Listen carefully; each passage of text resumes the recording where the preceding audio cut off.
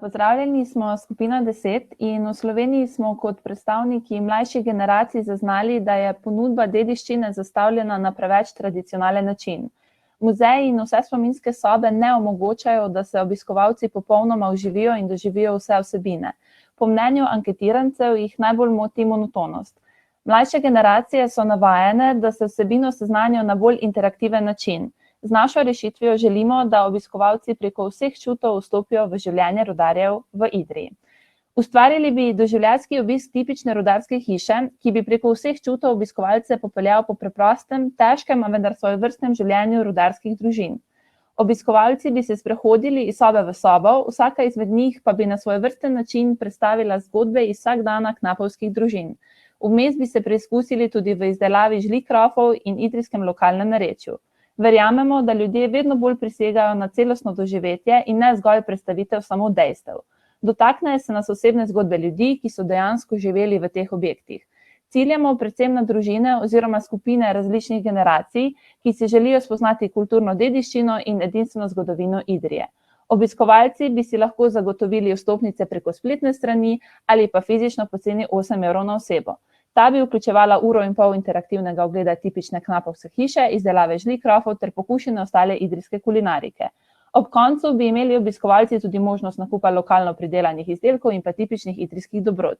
V prvi fazi bi se lotili nujno potrebne renovacije, ki vključuje rušitvena dela, energetsko sanacijo in opremo prostorov. Sanacija bi potekala predvidoma 12 mesecev za začetno investicijo 224 000 evrov. V naslednjem letu, torej letu 2022, bi že lahko začeli z zaposlovanjem, nato pa bi začeli s poslovanjem. V prvem letu poslovanja bi nas obiskovalo predvidoma 71 oseb na leto, kar pomeni okrog 24 000 oseb. Glede na raziskavo trga so za to storitev potencialni obiskovalci pripravljeni plačati od 8 do 12 evrov. O povprečni vstopnini 8 evrov na osebo to prinese 192 000 prihodkov na leto. Ob tovrstnem obisku in vstopnini bi se investicija povrnila predvidoma v 5 letih. Za doseganje ciljne publike, mlajše generacije, bi uporabljali našo spletno stran ter sodobne komunikacijske kanale, preostale pa bi dosegli preko turističnih publikacij ter oglasov v lokalnih medijih. Mi smo ekipa 5 študentov z znanji in izkušnjami iz različnih področij, in sicer arhitekture, trženje, ekonomije, gospodarskega inženirstva ter računalništva. Verjamemo, da bomo skupaj zmogli spisati novo zgodbo o uspehu. Hvala vam za pozornost, odprti smo za vaša vprašanja. Še 15 sekund. Pohvale za vizualizacijo z moje strani na to in vprašanje... Upam, da je lepo delovala.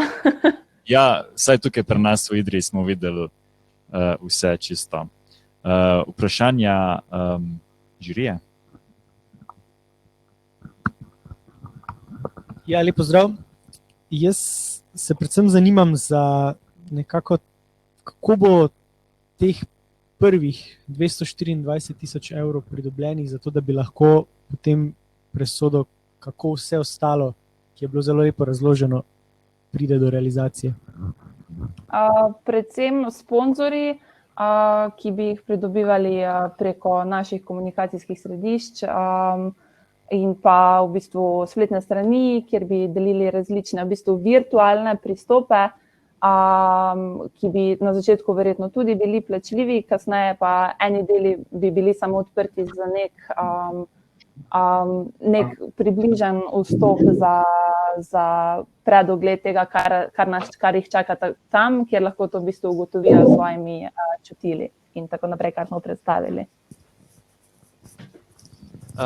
Mislim, meni je ideja zelo všečna, imam pa par vprašanj glede poslovnega vidika.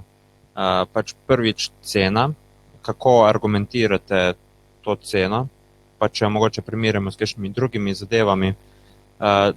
Drugič, a se vam zdi izvedljivo 71 takih obiskovalcev prvič dobiti za tako stvar, glede na trenutno stanje turizma, in pa a je izvedljivo 71 1,5-urnih interaktivnih izkušenj narediti v idrijskih hišah, ki so relativno majhne. Mislim, čistko, a se vam zdi, da je izvedljivo v tem obsegu, sploh glede na to, da verjetno masovni turizem, vse po tem, kar so povedali na okrogli mizi, naprimer, ni najboljši način naslavljanja kulturne dediščine.